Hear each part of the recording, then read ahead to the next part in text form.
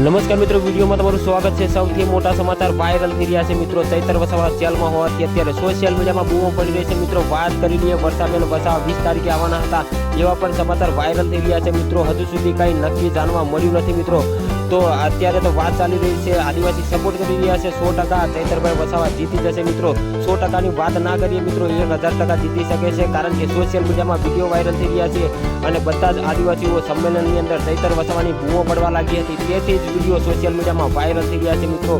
તો ખરેખર બધા જ આદિવાસી ચૈતરભાઈ વસાવાને સપોર્ટ કરે છે મિત્રો।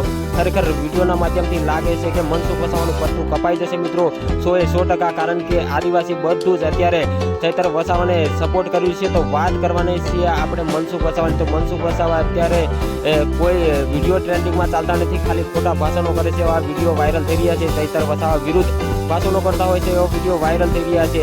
તો મિત્રો કોઈ આદિવાસી એ વિડીયોને ધ્યાન પર લેતું નથી મિત્રો। ખરેખર અત્યારે જેને સપોર્ટ કરવા આવ્યું છે આદિવાસી, બધા આદિવાસી લોકો ચૈતર વસાવાને સપોર્ટ કરે છે અને ચૈતર વસાવા જીતી જશે।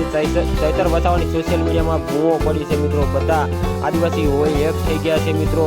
તો વિડીયો સોશિયલ મીડિયામાં ટ્રેન્ડ કરી રહ્યા છે। તો મિત્રો મળીશું આવા બીજા વિડીયો સાથે, ત્યાં સુધી રજા લઉં છું। જય હિન્દ, જય ભારત।